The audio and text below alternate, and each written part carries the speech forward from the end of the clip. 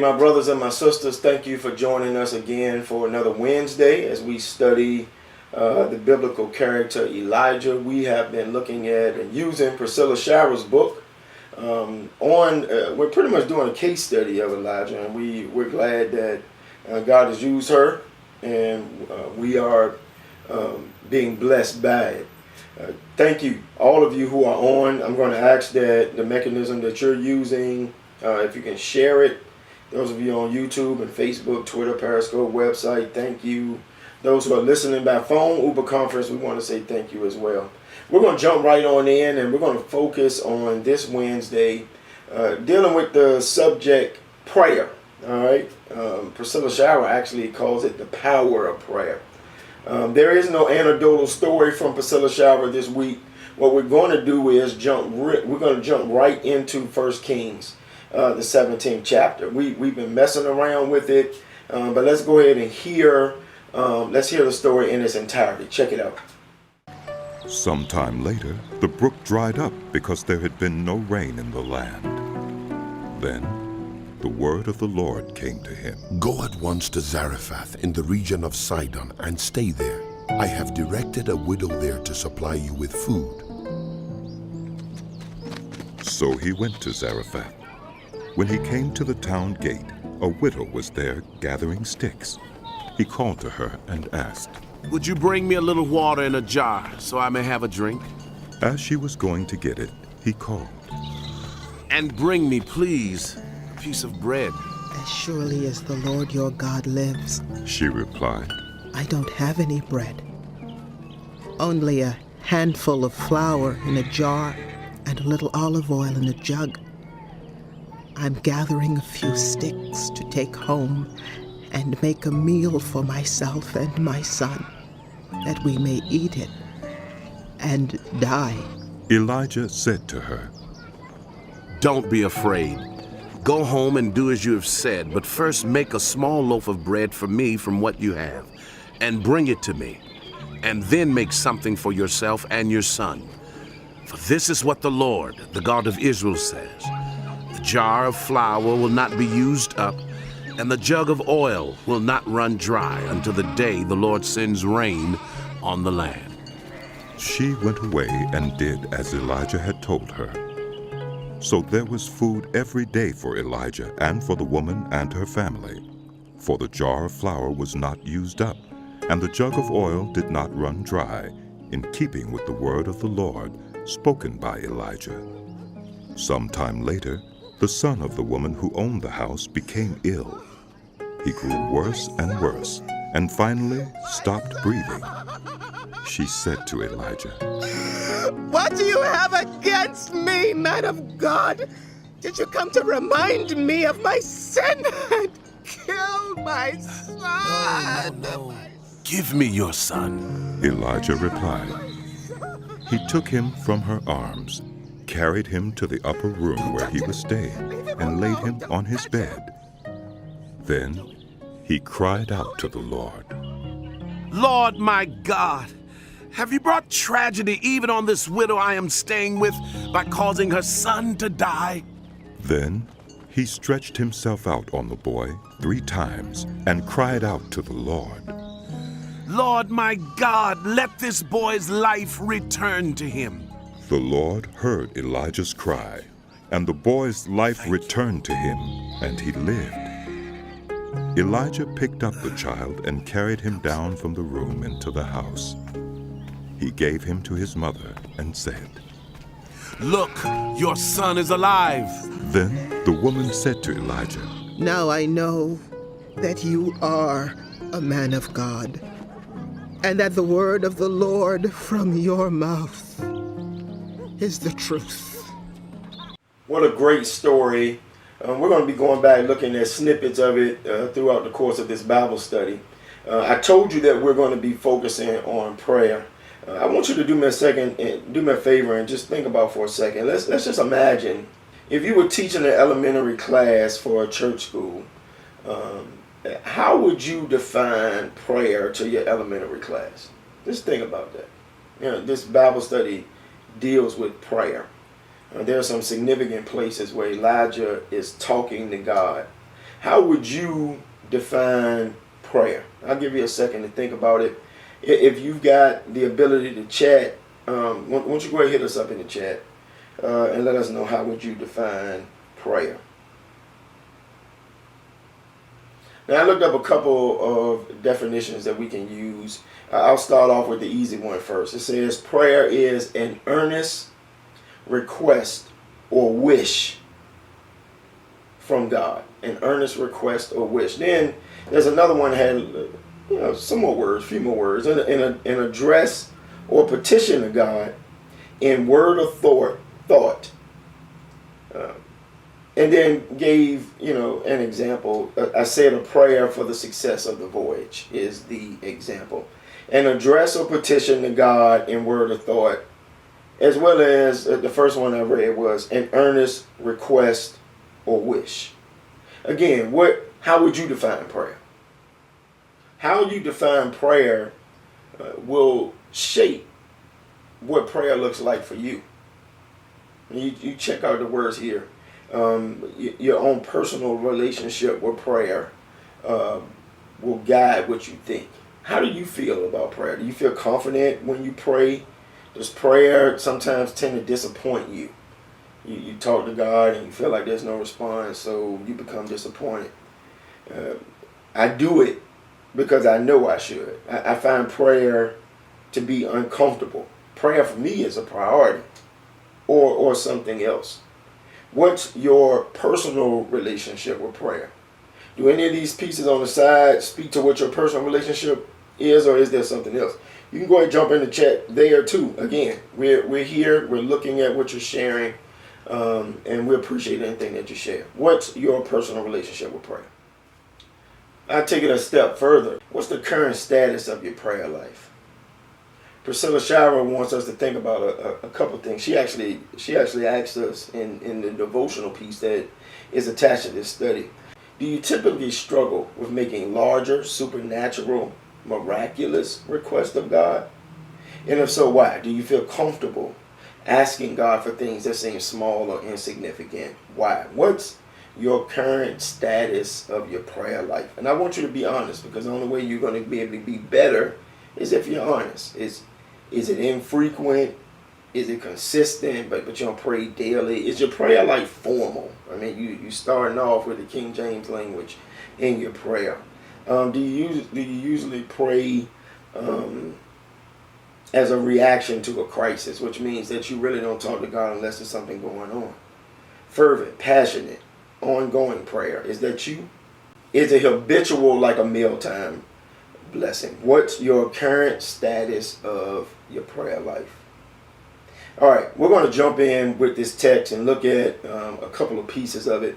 Then I'll come back from time to time and just kind of share some thoughts. Check out the first part of 1 Kings 17. Sometime later, the son of the woman who owned the house became ill. He grew worse and worse, and finally stopped breathing. She said to Elijah, What do you have against me, man of God? Did you come to remind me of my sin and kill my son? No. Today's last lesson from Zarephath is about the all-important issue of prayer. Prayer is a key, fundamental part of our journey with God. It is. At Zarephath, we learn the power of prayer.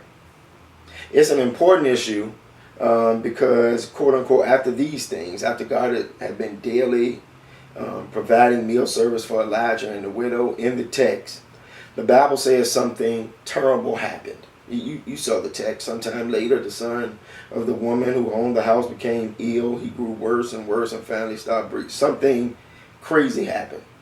Her son stopped breathing. He came down with a severe illness, serious enough that he died. He stopped breathing. That's what the text says. He grew worse and worse and finally stopped breathing.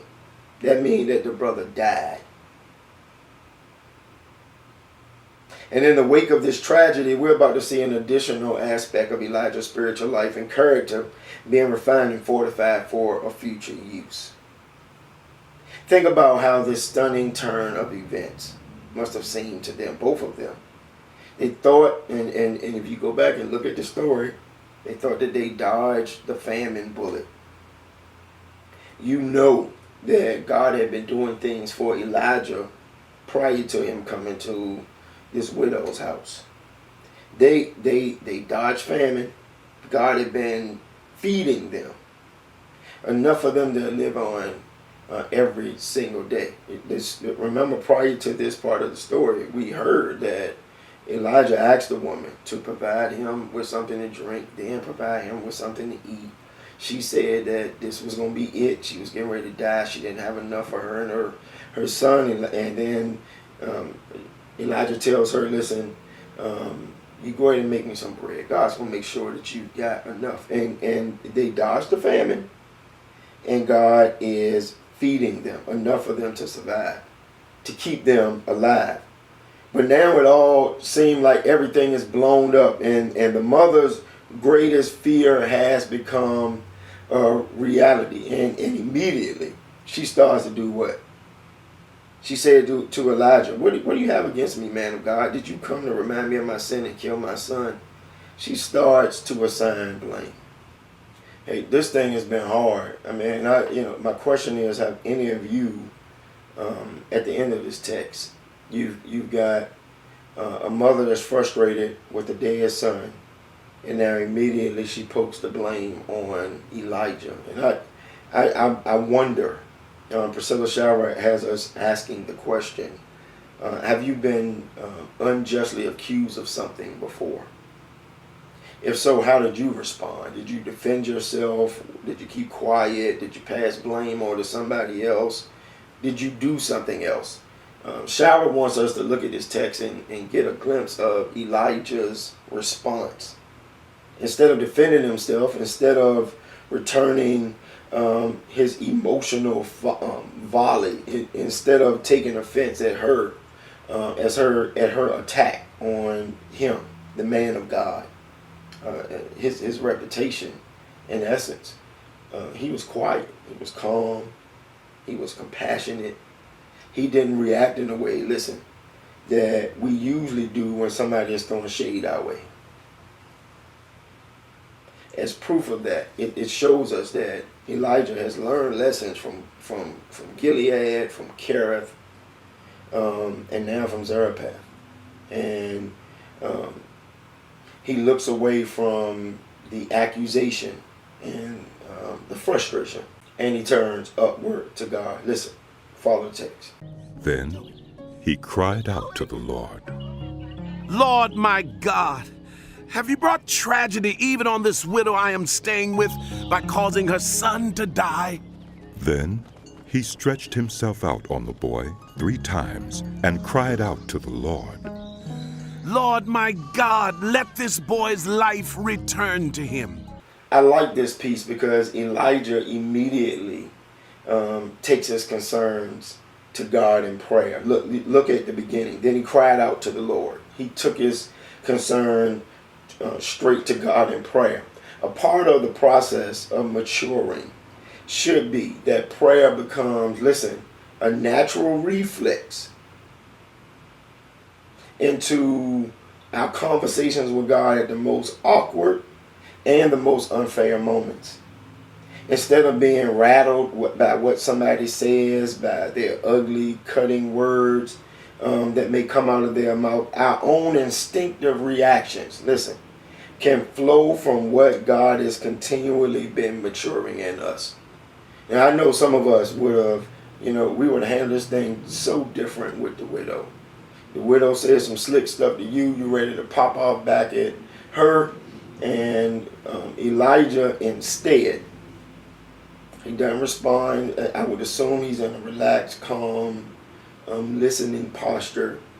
And he cries to God, Lord, have you brought tragedy even on the widow? All right, then he stretches himself out over the boy 3 times. What he does is he also says to the widow, listen, let me take the boy. All right, and so he is positioning himself to see what God will do.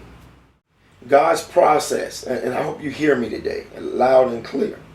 God's process of maturity teaches us about the powerful exchange of prayer. At each stage, progressively, Elijah has made an exchange.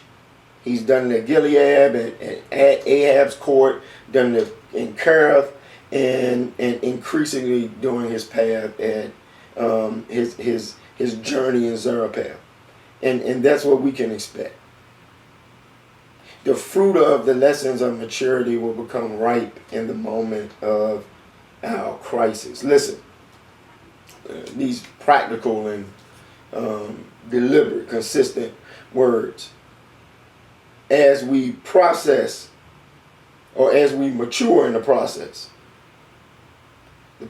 teaches us about the power that comes in the exchange of prayer.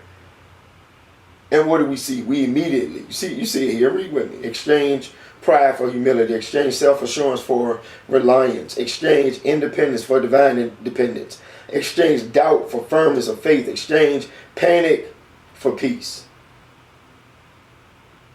I want you to think about this. What can I do? What practical, deliberate action can I take over the course of the next 24 hours that will show that I'm working toward the same type of exchange that Elijah is working toward? In the midst of one of my most pressing circumstances or relationship struggles, can I exchange my pride for humility, my self-assurance for reliance? Can I exchange panic for peace, doubt for a firmness of faith? Because I'm believing that we can mature in the process, take our stuff to God, it'll keep us out of making some very painful and hurtful decisions. As God matures and refines us, life's crisis won't be as capable of flipping the switch inside us that rams us into fear and anxiety mode. Instead, they will trigger an innate reaction within us to call out, to cry out to God, to trust God, to rely on God's sovereignty. Elijah made this exchange. We see it here in Zarephath. We see its heat already building in his life, showing signs that it can stand up to the increased scrutiny yet to come. The lessons he learned about prayer in this fire at Zarephath will teach him how to call down fire at Mount Carmel. There are three lessons that Priscilla Shower has for us. Three lessons that, as it relates to prayer, that Elijah's example teaches us. Here's the first one. Take the whole problem to God in prayer. That's lesson one. Take the whole problem to God in prayer. Now, Shira says when Elijah scooped up the widow's lifeless son, he literally, hear me, was carrying the problem to the Lord, the entire problem. He was presenting to God the entire, with the body, devastating reality that he just witnessed.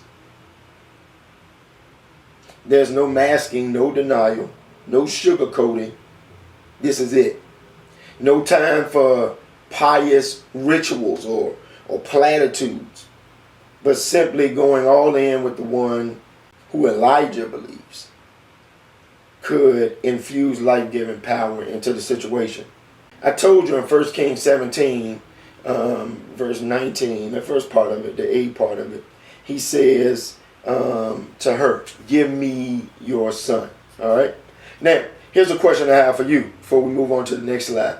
Is there a glaring need or battle in your life right now that you've not fully presented to God in prayer? Think about it. Have you withheld some stuff, not told God everything? Have you postured and positioned it so that it doesn't sound as messy as it really is? Lesson one, take the whole problem to God in prayer. Lesson two is coming up. Cultivate a place of priority in prayer. Cultivate a place of priority in prayer. That's the second lesson. Now, many scholars believe that this upper room where Elijah took the body was likely the space in the house where he'd already been doing some prayer. When I first read the text, I purely thought that it was where he spent time. And it was where he spent time that he had cultivated a place where prayer was a priority. He was accustomed, y'all, to praying there. That was his prayer place. It was his quote-unquote war room. All right. He took, this is 1 Kings 17 again. He took him from her arms, carried him to the upper room where he was staying, and laid him on his bed. Now, I'll be the first person to say that there is nothing magical. All right. And Priscilla Shower kind of shares the same thing. There's nothing magical about praying in a specific place. All right. And you can pray wherever you want to pray. And I would assume that during this time of quarantine worship, quarantine spending time with God, that you've learned to pray in your bedroom, in your den, in your kitchen, in your car, wherever you created that place where you prayed without ceasing. All right. Now, I'm certain that because of us moving around in spaces, we've covered a whole lot of ground throughout the course of our daily prayer. But having a specific place of prayer, Shower says, can signify the priority we've placed on prayer. Now, when you got that place, and that's where you pray, then your prayer becomes priority. That is your priority space for praying. If I want to see some stuff happen, if I want to see the power of God and how God has been moving, then I know where I go to see that type of movement. So here's the question before we move on. What do you consider to be the value of a go-to place where you can run to God in prayer on a regular basis? What you think? Respond. Now, I know some of you just be watching and you can't chat based upon the way your phone is set up. But I want this to be a little bit more interactive today. So hit me up. What do you think the go-to, or is there some value in a go-to place? Lesson 3. This is the third lesson. And hopefully you're writing these down or something. Expect God to answer unreasonable prayers. Now, his audacious prayer, Elijah that is, audacious prayer request came with no blueprint for him to follow. Shower says, apart from the ancient biblical account of Enoch, who wasn't even dead when God just, quote unquote, took him from earth to rapture glory, there's not a single record from any earlier scripture that hints at a precedent for resurrection prayer. And there's certainly no prescription for a decision to lay across the boy's dead body. In fact, according to Jewish law, touching a human corpse resulted in a 7-day quarantine. And that's Numbers 19:11. And many of us know what that quarantine looks like. Elijah would have considered this physical contact with a dead body as being vile and unclean, and yet his compassion for his family, a compassion forged in the fire of his own need and suffering, trampled all these protocols. He blazed his own trail, launched a prayer so bold into the heavenlies that no one in recorded biblical history had employed it before. Shower says his faith had caught fire. His faith had caught fire. She attributes it, and I agree, to him being in Gilead, to him being in Kerith, him being at Zarephath. How God has been showing him what God can do. And so Elijah at this point now was at a place where it just wasn't about having faith. It was about living in the faith. It was about his faith being action. All right, check out the text. Then the woman said to Elijah, Now I know that you are a man of God, and that the word of the Lord from your mouth is the truth. We want a faith that can believe God for moments like this. A moment when Elijah can walk back into that widow's house with her son walking right beside him. Whatever it has taken to get here, we want to hear someone say, like the mother, now I know that you are a man of God. Now I know that you are a woman of God, and that the word of the Lord from your mouth is true. That's the kind of faith that we want, where we can believe that God can operate in these types of moments. And here's the thing about faith, this great, bold type of faith. Our faith can compel those closest to us to know that God is real. Our faith can excite those to discover the power of God for themselves, even as we continue to try to grow and mature our own faith, developing strength and fortitude in the process. It's something about our faith that can motivate and encourage other people's faith to live faith and not just have it. It's something about our faith. When you step out in bold faith that can make others do the same thing.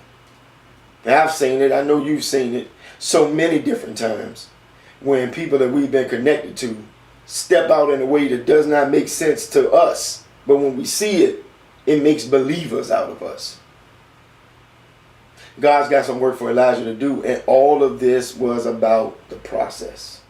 Listen to this quote from the theologian and biblical scholar F.B. Meyer. And we're almost done, but I want you to hear this, and then I'm going to share something that Priscilla Shira shared.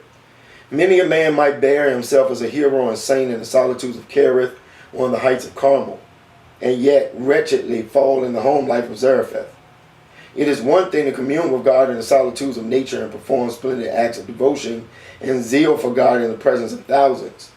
But it is quite another to walk with God day by day in the midst of a home with its many calls for constant forgetfulness of self.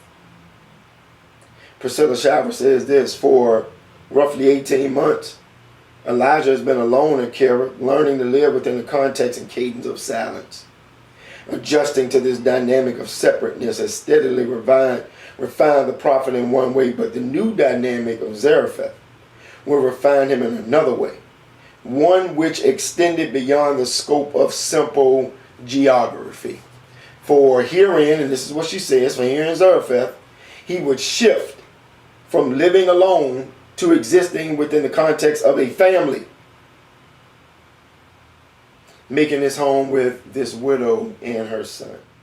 Shira says this, y'all: this new dynamic with its daily mundane demands and relational nuances, and I'm reading this because it's good stuff, would methodically and intentionally wean him from the ingrown tendencies that come from an unrestrained solitude. Hear me. He would transition from a life in which he could be concerned only about his own needs for a season, in which awareness and thoughtfulness of others would be essential. The constant give and take of this type of life, even if it's a surrogate life, is precisely the dynamic that God often uses to mold us in a unique way. Solitude may be beautiful, it may be restful, but if allowed to become unbalanced, it can also make us self-absorbed, stuck in our own needs and our own thoughts, unconcerned and unable to walk in relationship with others. Too much time alone can cause us to become hardened, narrow, desensitized, one-dimensional. People can become little more than a bother or a threat, a problem we're forced to bend our plans and agendas to, instead of a holy opportunity and gift to relate to. But she also says this: have you ever noticed, though, that it often seems easier to sense the peace and presence of God and exhibit the fruit of God's Spirit when you are by yourself? Have you? You're just sitting on the porch rocking in your chair, going for a walk by yourself, off at a retreat, looking at a lake while you're on vacation, or sitting on the beach, even if others are around, but you're in your own focused place.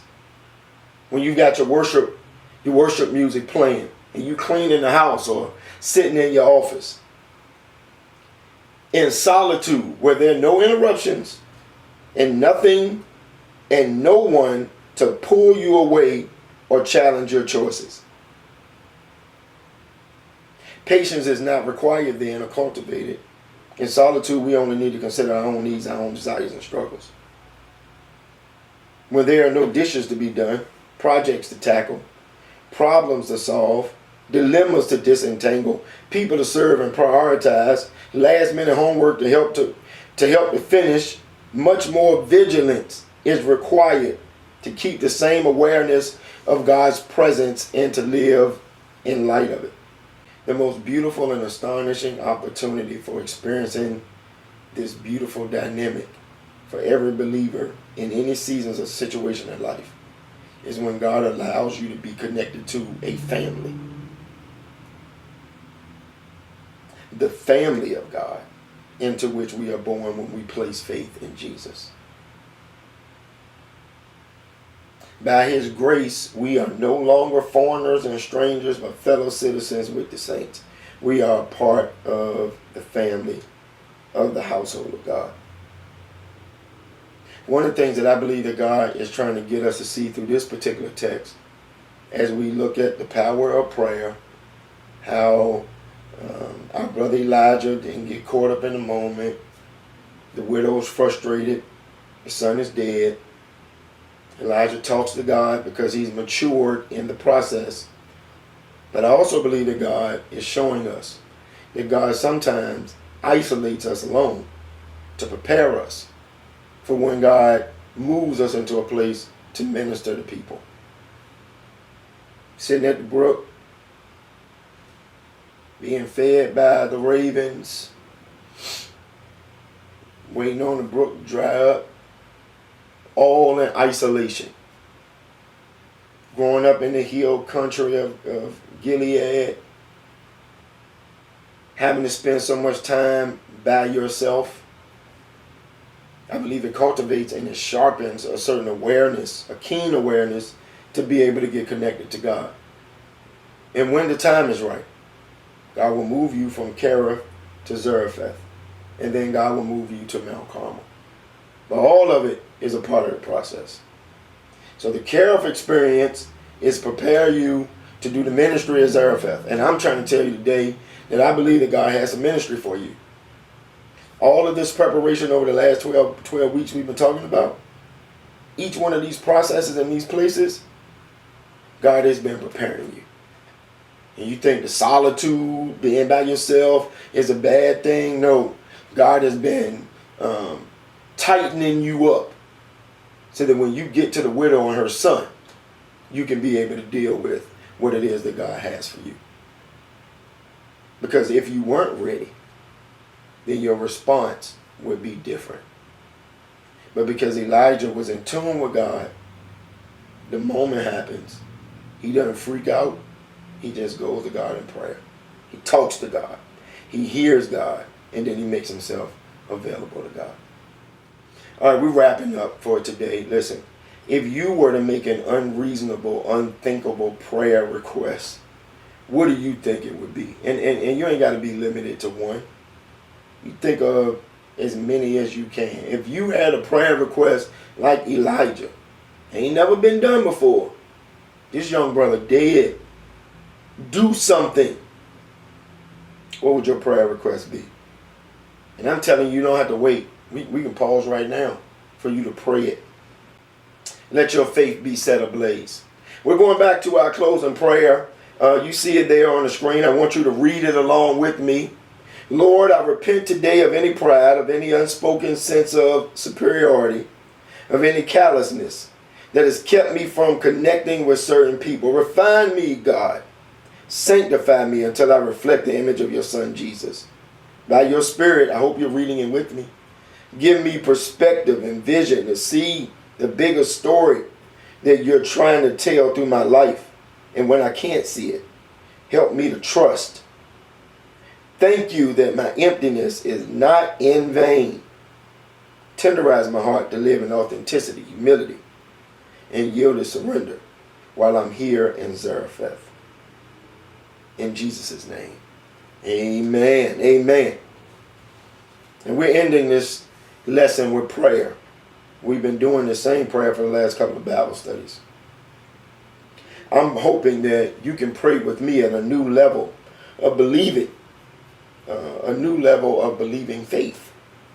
A faith that feels like a perfect way of capturing what God has been pouring into us. Thank you, my brothers and my sisters, for joining us today. Guess what? We've been doing this now for about 3 months, and we still got a little bit more to go. Elijah has some more places to go on the journey. So still journey along with us. Every Wednesday here at noon and 6:30. I pray that you'll encourage somebody who was not able to jump on with us today to catch this word, because I'm believing that there is power in prayer, but there's also power in the process. Mount members, jump over on Zoom and join us. If you're watching, the Zoom number is right there. Go to your Zoom link, jump on, enter the number. Those of you on Uber Conference listening, hang on. And you know how we do. Hang on and we'll come on and we'll talk. Listen, let me tell you guys real quickly. Get those vaccines. That's all I'm going to tell you. It's phase 2. Officially, the governor opened it up on Monday for all of us to be able to get the vaccine now. If you're 16 and older, get the vaccine. I know that they hit the pause on the J&J. 6 cases, six out of 7 million cases. And so they're going to look at that and bring that back. But in the meantime, I need you to go and get that Pfizer, get that Moderna, get that first shot, come back a couple of weeks later and get that second shot. I want to see y'all. I want to be able to be around you. I want to be able to be comfortable around you. And I want you to be able to be comfortable around other people. But you can't do it if you don't have the vaccine. You need to be fully vaccinated. All right? Now, that's all I wanted. Jump on with us, family, Mount family members. And for the rest of you, we see you on Sunday. Join us for worship, 10:45. If you need groceries, come by on Friday, 12:45. And we'll see you on next Wednesday as well. Everybody else, jump over. Zoom, stay on Uber Conference.